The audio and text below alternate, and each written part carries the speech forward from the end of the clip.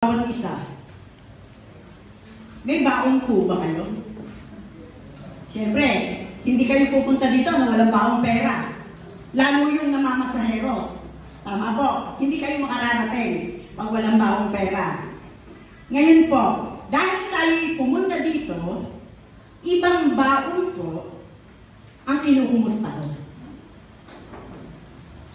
May baon po ba kayo na hindi maganda mula sa bahay? Tama po. Habang gumagaya, nagkakainisan po ba? Bukod sa nagkakainisan, nagkakainipan po ba? Bakit? Dahil nawawala o nakakalimutan ang kapakumbabaan at katiyagaan sa panahon o sa oras ng paghihintay. Tama po? Ewan ko lang po kung nararanasan nyo yun. Magbibihis lang, may mauunang magbihis, lalo kung ang mauuna yung magdadrive. Katakot-takot na inip yun. Pagsakay, napakatagal yun. Tama po? Ngayon po, sino po ba dito ang mga dalaga? Pwede po bang pakitaas ang kamay? Mga dalaga. Okay. Sino naman po dito yung single, ha? Be sure single. Babae at lalaki. Pero, in a relationship. Si Pastora, nagmarites pa. In a relationship. Hindi ko na ipatataas ang kamay ninyo, pero alam ninyo kung in a relationship kayo. Okay, taas ang kamay. Nang mag-asawa, magkasama dito. Kasama ko doon, kasama si Kuya Noli. Okay, gagamitin po natin iyan sa lesson na meron tayo. Sabi dito, what is the biblical meaning of patient? What? Ano daw? Biblical meaning na, rektahan na tayo. Kasi ang patient, pag pumasok sa isip natin ang patient, ano nasa isip ng bawat isa? Pag nasa ospital, pasyente.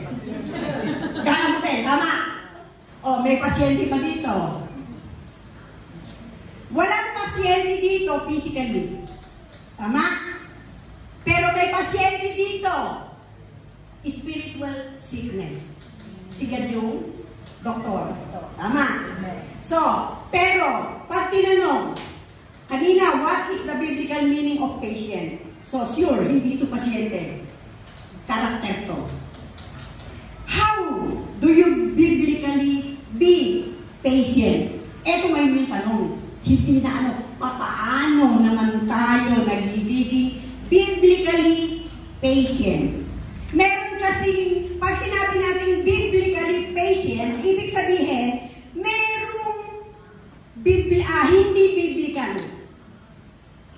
Pag tinagalog natin yung patient para magkaintindihan tayong lalo, pagtitiis.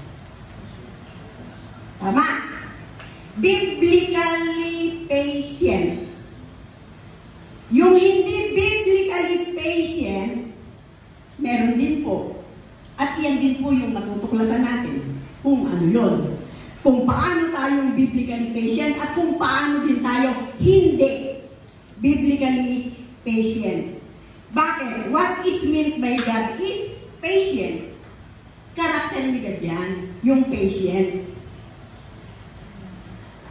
Biblically, positively. Ngayon ang tanong, kanino tayong anak? Kiniklaim natin anak tayo ni God. But, kumusta? Yung karakter natin sa usapang patient. Nagtitiis ba tayo ng tama?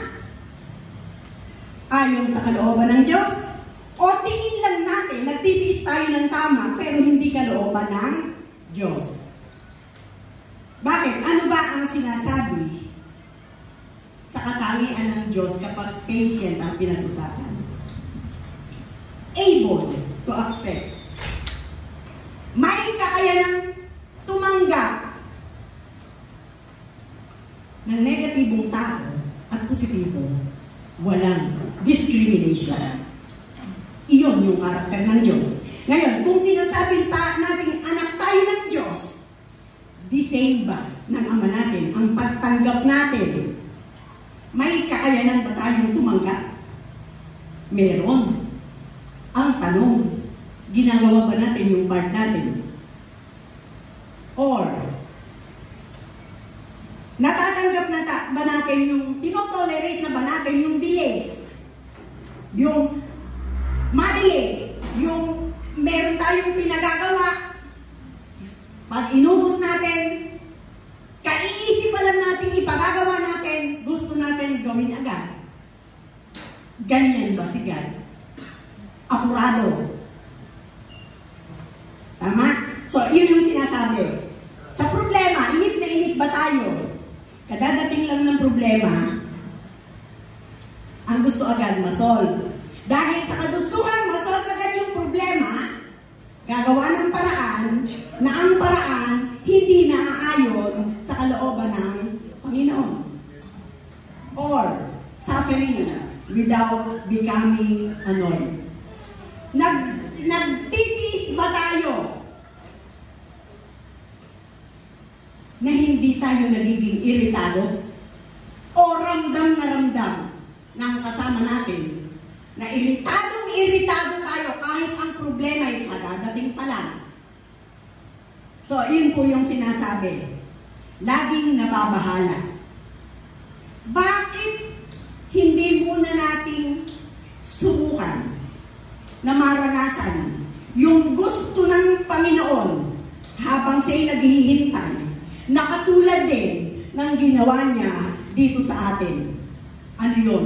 Yung long suffering. Pag long suffering po ang pinag-usapan, mula po nang nilalang ang tao, magpahanggang ngayon,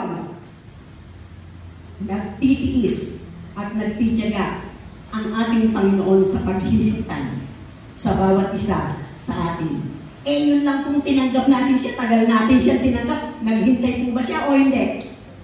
Naghintay po siya. O tapos ngayon, Kristiyano na tayo. Hindi ko sinasabing dapat maging perfect tayo, pero yung makita ng Panginoon na tayo ay nagpapahubog ayon sa kalooban niya, masarap na. Pero wag natin siyang paghintayin. Sa paanong paraan po natin pinaghihintay ang ating Panginoon. Yung paulit-ulit tayong nananakit, paulit-ulit tayong nagdidesisyon ng maling kaparaanan, naghihintay pa rin ang Diyos na magdesisyon tayo ayon sa kalooban niya at ayon sa tinuturo sa atin linggo-linggo, every Bible study, every midweek, sa lahat ng pagpupulong na ginagawa natin at naririnig natin, sumasablay tayo. Kaya hanggang ngayon po, kahit sa akin, naghihintay pa rin po ang ating Panginoon. So, iyan po yung sinasabi. Ngayon, tinanong ko kanina, sino ang single? Tinanong ko kanina, sino ang magkasama dito? Sino yung in a relationship?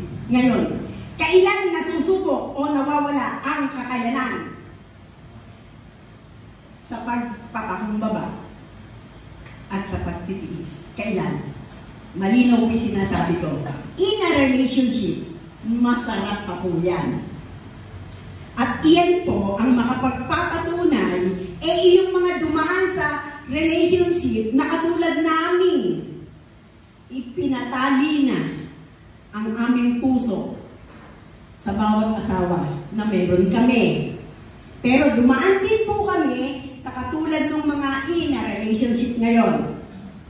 Yun pong mag-boyfriend at girlfriend, sure ako, hindi magpapawala. Laging ang makikita natin dyan, kapakumbabaan. May date kayo. Subukan niyo po, 3 oras yung paghintayin. Hindi yan. Hindi magagalit yan. Babae at lalaki yan, ha? Bakit? Meron pang hinihintay eh. to pag nagalit ako. Tama? Kaya nga sinasabi, minsan bumibitaw ang mga may asawa na, nakasal ng 4 na taon, ano ang dialogue? Buti pa, lagi na lang kaming mag-boyfriend. Tama, hindi? Okay. So, at dyan po sinasabi, yung napeki mo ako. Okay. Mga single. Tingnan natin. Yung bang ibinigay ng Diyos sa inyo? Meron bang baon na humbleness? Tama? So, yan yung sinasabi dito. At ang sinasabi, ang definition daw ng at meaning ng patient, pagdadala ng sakit. Anong uri ng sakit? Physical ba? Anong uri ng sakit? Emotional ba?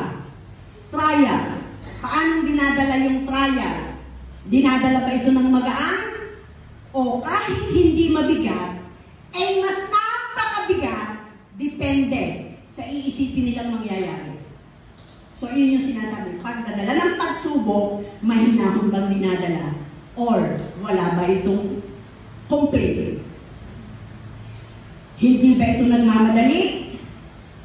Matatag ba ito sa kabila ng kung ano-anong sitwasyong meron sa relasyon na meron kayo ngayon? Kasi pag pinasukan natin yan nang hindi pala nakahanda, tapos dadating yan, alam niyo bang may nagkakahiwalay din na mag-asawa kapag walang susi ng pagpapakumbaba at pagtitiis. Kaya nga po sinasabi sa Roma 12:12, magala kayo dahil sa inyong pag-asa. Kay pangit, kay hindi, ang hinaharap natin, magalak tayo dahil sa inyong pag-asa. Ibig sabihin, may darating na pag-asa. Magtiyaga lang kayo sa inyong kapighatian at lakipan ng palaging pananalangin. Tama po. So, iyan po yun. Kaya po, pinapaalala sa Matthew 17:20 hanggang 21. Sumagot siya, dahil sa maliit ang inyong pananampalataya, tandaan ninyo, kung kayo'y may pananampalataya sa Diyos, na sinlaki ng buto ng mustasa, maaari ninyong sabihin sa bundok na ito, lumipat ka roon at ito'y lilipat nga, tunay na walang bagay na hindi ninyo magagawa. Pag literal natin inisip, hindi natin kayang ilipat ang mundo. Ang ibig sabihin nito, walang imposible sa Diyos kahit anong problema ang meron tayo.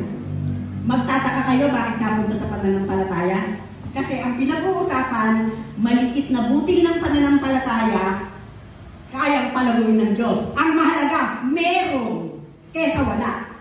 Ano ang patutubuhin niya kung wala? Tama. So, maliit pa lang ang pinag-uusapan patungkol sa pananampalataya. Paano pa kung ang pag-ibig ang pag-uusapan? Basta't ang mahalaga, sinlaki ng buto ng mustasa ang pananampalataya, ang mahalaga, may makita din ang Diyos sa usapang pag-ibig naman. Kahit kapiraso lang ang pag-ibig, pwedeng patubuin ng Diyos. Palakihin ang pag-ibig, basta yung maliit na yon, iaasa natin kay God, may buo tayong pananampalataya, palalakihin niya. Tama po. Ngayon, dito po sa Roma 15:7, sabi po ni Apostol Pablo, kung paano kayo'y malugod na tinanggap ni Kristo, tanggapin ninyo ang isa't isa upang mapapurihan ng Diyos. Okay, may buong sampalataya ba tayo doon sa mga mahal natin sa buhay na pinoproblema natin na kayang baguhin ng Diyos? Meron, pag buo ang pagsampalataya. Meron din, pag hindi nawala ang pag-ibig natin sa kanila. Tama po. Kailan po natin yung gagawin? Tanggapin ninyo ang isa't isa. Bakit? Upang mapapurihan ang Diyos. Sino ang magbibigay puri? Tayong nagtitiis. Tayong nagtitiyaga. Tayong may maliit na pag-ibig na palalakihin ng ating Diyos. So, ano yung sinasabi doon? Tayong may malaki o malakas ang pananampalataya makitaan ng pagtanggap o pagkaunawa sa mga may mahihina pa ang pananampalataya. Tayo daw ang mabigat, tayong nasa Panginoon, tayong kine-claim natin na anak ng Diyos. Tayo na palabas-pasok sa panambahan meron tayo, minsan nababaligtad. Tayo yung naghahanap ng unawa sa mga tao hindi pumapasok dito. Eh, paano patutubuin ng Diyos yung maliliit na meron tayo? Hahanapin ba natin sila? Wala nga kahit kapiraso? Baligtad. Minsan pansinin natin, ganun po ang nangyayari sa atin. Kasama po ako. So, ano pong sinasabi? Bakit po? Bakit po mahalaga na makita yung maliit na pananampalataya, maliit na pag-ibig ng Diyos sa atin? Bakit daw? Para magtuloy-tuloy ang biyayang nakalaan sa ating lahat. May sakatuparan ng kanyang pangako. At ang susi na kailangang taglay natin ay ang pagiging humble and patient. Katulad ng maliit na pananampalataya at maliit na pag-ibig, may patutubuin ang Panginoon. At iyan po yung ating pag-uusapan. Humble and patient. Pwede bang paghiwalayin yan? Pwede ba natin sabihin, ako'y nagpapakumbaba? Pero ang tanong, sa sinasabi natin tayo nagpapakumbaba, may kakambal bang pagtitiis ang pagpapakumbaba natin? Kapag po walang kakambal na pagtitiis, hindi po natin po pwedeng tawaging pagpapakumbaba yun. Para matawag kong pagpapakumbaba yun, may kakambal na pagtitiis. Pagtitiis na naaayon sa kalooban ng Panginoon. Yun po yung sinasabi. Bakit po? Yun po kasing naniniwala at nagtitiwala, hindi po yun pwedeng paghiwalayin. Nabanggit ko na po dito yan. Hindi pwedeng naniniwala tayo pero hindi tayo nagtitiwala. Lalo sa Diyos natin. Iyan din po yan. Hindi pwedeng paghiwalayin. Tingnan po natin yung sinasabi. Iyan daw ang susi. Humble and patient. May pangako ang ating Panginoon kapag yan dalawang yan, meron tayo. Biblically. Ano pangako? Una, God will produce fruit in your life. Ngayon, ang tanong, anong fruit ang hinihintay nyo ng bawat isa po sa atin na hindi nyo pa nakakamit? Meron po ba? Fruit, positively ang hinahanap natin? Tanungin po natin ang ating sarili, hawak po ba natin ang susi ng ating Panginoon na ipinagagamit sa atin sa buhay Kristiyano? Baka po kaya hindi natin nakakamit kasi iyan po yung pangako niya eh. Kapag meron tayong pagpapakumbaba at pagtitiis na magkasama na nanggagaling sa Panginoon, God will produce fruit in your life. Galatia 5:22. Subalit ang bunga ng Espiritu ay pag-ibig, kagalakan, kapayapaan, katiyagaan, kabaitan, kabutihan, katapatan.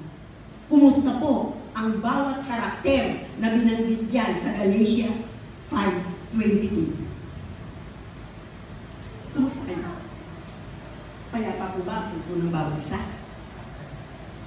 May katiyagaan po ba tayo sa mga dapat taong pagtiyagaan? May kabaitan po ba tayo sa mga taong hindi dapat maging mabait? May kabutihan ba tayo? O may katapatan ba tayo? Simple. Uutusan lang. Magbibigay ng pera. Hindi ibabalik ang sukli. Bunga. May bunga po ba kayo nun? Hindi po usapan o hindi issue ang 5 piso. Ang issue dito, katapatan. Kaya pag hindi naintindihan yung patakbo ng Panginoon, lalabas, masyadong mahigpit. Pero hindi issue ang halaga. Ang issue, attitude. Meron po ba tayo niyan? Galatia 5:23. Pag meron tayong hindi maganda ang sinasabi, may kahinahunan po ba tayo? Meron po ba tayong pagpipigil sa sarili para dumante kung ano man yung sinasabi niya? Walang batas laban sa mga ito. Sa buhay po natin, anong area po ang hindi pa natin nararanasan? Kapayapaan po ba? Pagpipigil po ba sa sarili, katulad ng galit? O baka po wala pa ang susi ng pagpapakumbaba at pagpityaga, kaya po hindi natin ito nakikita. So, yun po yung sinasabi. Ano pa po? Yun pong pangalawa na pangako ng Diyos, hindi rin po natin makakamit at hindi rin po natin magagawa kung wala ang pagpapakumbaba at pagtitiis. Ano po yung number 2? Give grace. Pangako ng Diyos, kapag ang susing hawak mo, pagpapakumbaba at pagtitiyaga, kaya kitang bigyan ng grasya, kaya kitang biyayaan ano man ang kailangan mo. Tama? Ngayon, kung wala tayong susing ganyan din, hindi din natin kayang ibigay ano yung kayang ibigay sa atin ng Diyos. May hadlang eh. Pero sa totoo lang, binigyan na tayo ng Diyos ng napakalaking pagmamahal. Binigyan na tayo ng Diyos ng napakalaking pag-ibig. Ibinigay na din ng Diyos yung long suffering. Inabot na niyang lahat dahil sa bawat isa sa atin. Nasaktan na siya dahil sa kasalanan natin. Hindi lang siya binirahan eh. Hindi nga lang siya nagkabukol eh. Pinadugo ang kanyang katawan. Hindi pa na siya long suffering. Nagtiyaga, nagtiis ng hirap para sa atin. Pinatay pa nga eh. Tama? Ngayon, hawak ba ng Diyos yung susi ng pagiging humble at pagiging patient? Sure! Ang laki-laki ng ibinigay sa atin, kung tutuusin, hindi tayo lugi. Pero bakit hindi naman buhay natin ang kapalit? Bakit na ipagdadamot natin?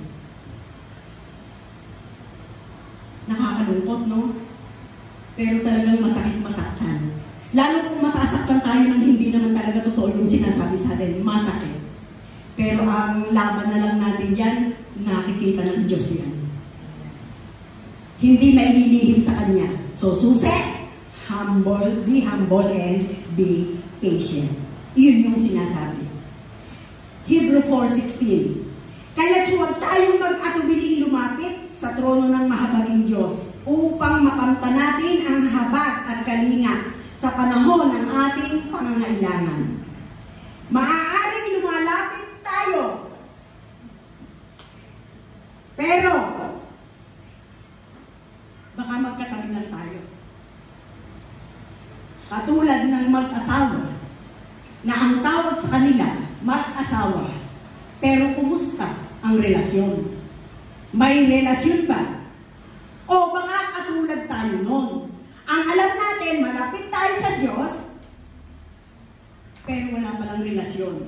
Paano tayo makakatanggap ng habag? Hindi. So, magpakumbaba tayong lumapit sa Kanya. Ano man yung dinadala natin, dalhin natin ng may kasamang pagtitiis at pagtitiyaga ayon sa kalooban niya. Para lahat ng hingin natin ay makamta natin sa panahon ng ating pangangailangan ayon sa Kanyang kalooban. Now, anong grace ni God ang matagal na nating hinihintan? Sure ako meron. Lahat tayo meron. Na ang pakiramdam natin, hindi pa natin nakakamit o nararanasan.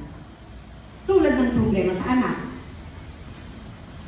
problema sa asawa, problema sa magulang, at kung ano-ano pa. Problema sa hanap buhay, problema sa business na matagal nang inaasam. Unang gawin natin, check our heart. Are we humble to God? Meron ba tayong pagtitiis at pagtitiyaga? Hindi ko sinasabing ang mga anak walang problema.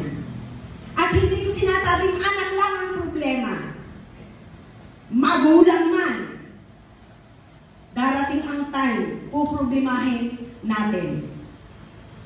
Masarap sana kung ang problema lang natin sa magulang natin dahil may sakit sila eh. Magaang mag-alaga. Paano kung ang problema natin sa magulang? Katulad din ang problema ng mga magulang sa anak. Sugarol. Paano natin pagtitiyagaan ang mga ganyang buhay? Napakahirap po, no? Mahirap magpakumbaba kapag may masakit na dala. At mahirap pagtiis kapag ang pagtitiisan natin, hindi tayo ang may gawa. Pero, yan daw yung susi, sinasabi ng Diyos, ng salita ng Diyos. Susi ang pagpapakumbaba, pagtitiyaga sa mga taong kailangan pagtiyagaan. Kasi yung mga tao na nakadiretso ang buhay sa Panginoon, hindi natin yan pagtitiyagaan eh. Kasi maiintindihan nila eh, kung paano tayo tatakbo sa buhay eh. Ang pagtitiyagaan talaga natin, yung walang alam. Pero may karapatan yan sa buhay na walang hanggan. At may pananagutan tayo dyan kapag pinagwalang bahala natin. Humble and patient.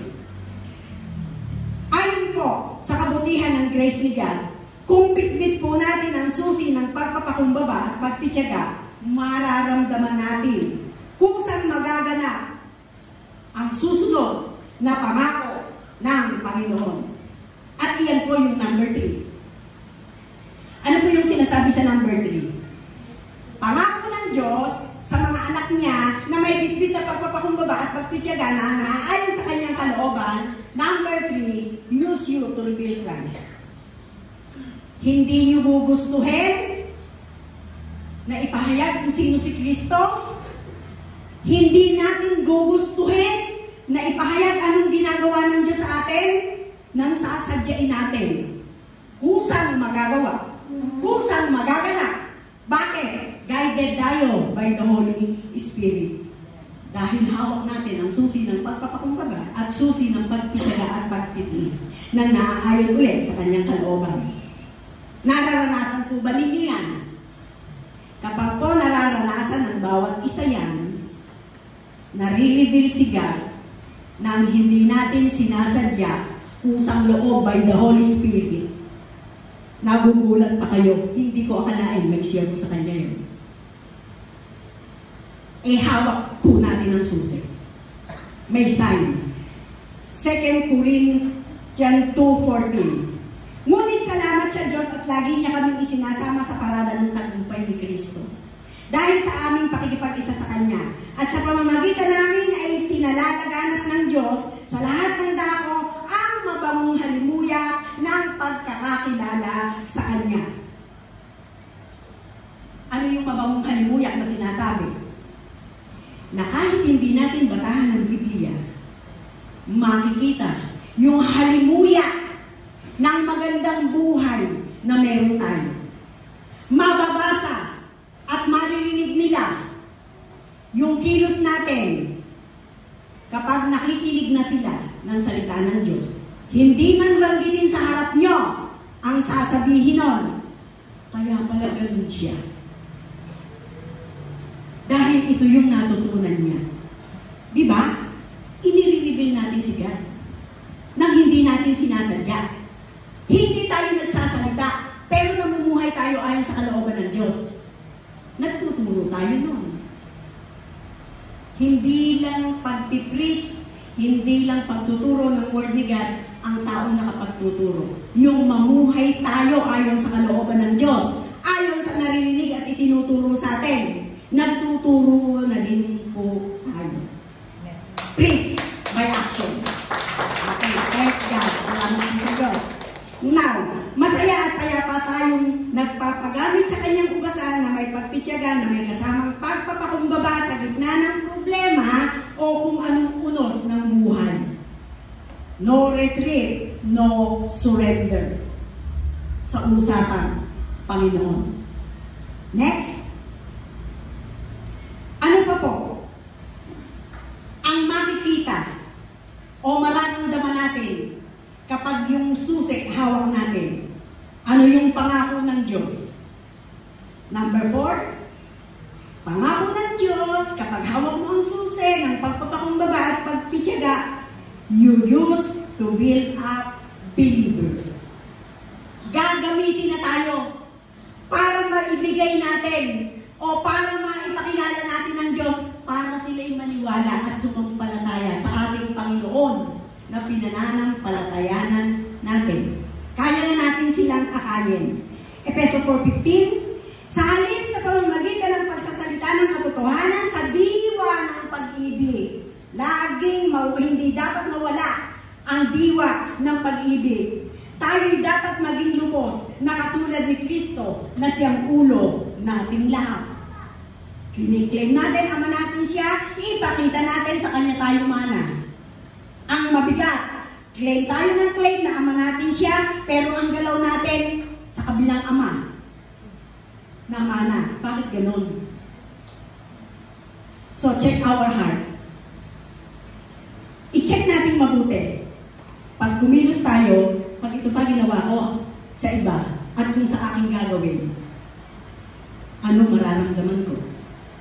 Huwag natin hayaan yung natututunan natin ay ibalik sa atin na bakit ikaw hindi mo ginagawa. Hindi man sabihin rektahan yan, pero merong papasok sa isip. Tama? So, iyon po yung ingatan natin. Maaari kung ito ay pagpapatunay na hindi man tayo magsalita ng katotohanan sa pamamagitan ng pagtuturo sa pagbabasa ng Bible, maraming mababasa ang katotohanan sa ating pamumuhay. At iyan po ang nais na makita o mabasa ng Diyos sa bawat buhay natin. Efeso 4:16. Sa pamamagitan niya ang mga bahaging pinag-ugnay-ugnay ng kasu-kasuan ay magiging isang katawan. At kung maayos na gumaganap ng tungkulin ang bawat bahagi, ang buong katawan ay lalaki at lalakas sa pamamagitan ng pag-ibig. Dito, may problema ba dito? O hindi natin nakikita yung problema? Hindi natin nakikita, hindi natin nararamdaman. Sinasabi dito, uulitin ko, at ito sinasabi ng Bible, sa pamamagitan niya, ang bahaging pinag-ugnay-ugnay ng kasu-kasuan ay magiging isang katawan. Kumusta tayo? Iisang katawan ba tayo? Nagkakaisa ba tayo ng desisyon na ayon sa kalooban ng Diyos? O sumasalungat? At kung maayos na gumaganap ng tungkulin, ang bawat bahagi, ang buong katawan ay lalaki. Tayo, lalaki at lalakas sa pamamagitan ng pag-ibig. Pag sinabing lalaki at lalakas, mananatiling magkakasama tayo, lumalaki ang bilang na may quality. Pero ang minsan pwedeng mangyari, lumalaki, pero walang lakas. Bakit? Umuunti. Nababawasan. Hindi natin alam ano ba talaga problema. Maaaring walang susi ng pagpapakumbaba at pagtitiyaga. Kaya lumalaki lang, walang lakas. Hindi magkaisa sa lakas na gusto ng Panginoon para magkaisang buhatin anumang problema ang mayroon. Di po ba? Dito po. Ano ang naiisip ninyo tinutukoy? Tayo na po yan. Dahil tayo ay nandito ngayon. Pag tayo nasa bahay, doon natin binasa sa bahay natin yan, sinong tinutukoy? Pamilya. Kumusta ang pamilya? Marami. Pero malakas ba ang tawag ng Panginoon sa buhay na meron tayo? Tayo na pinagsama-sama ng Panginoon dito sa EACM o ang mga mananampalataya sa iba't ibang lugar na pinag-isa niya. Iyon po yung gusto ng ating Panginoon. Kaya ako sinasabi dito, ano po ang conclusion niyan? Ni God, ang gusto niyang mangyari. Sa Lucas 14:11, sapagkat ang nagmamataas ay ibababa at ang nagpapakumbaba ay itataas. So, susi, be humble. Para tayo mataas lahat. 14:11, sapagkat ang nagmamataas ay ibababa at ang nagpapakumbaba ay itataas. Okay? Tagalog yun. Next, Hebrew 10:36.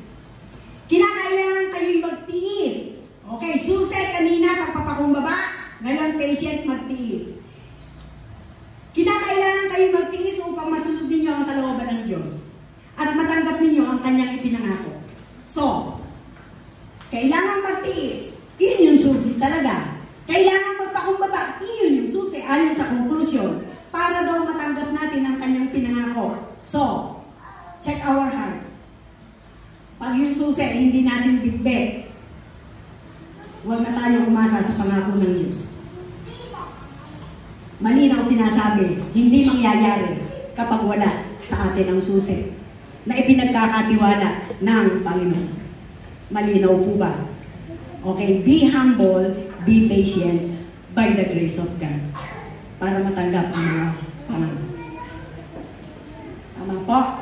Okay, palakpakan po natin ang ating Panginoon sa kanyang pagkakulihan at kakakilaan.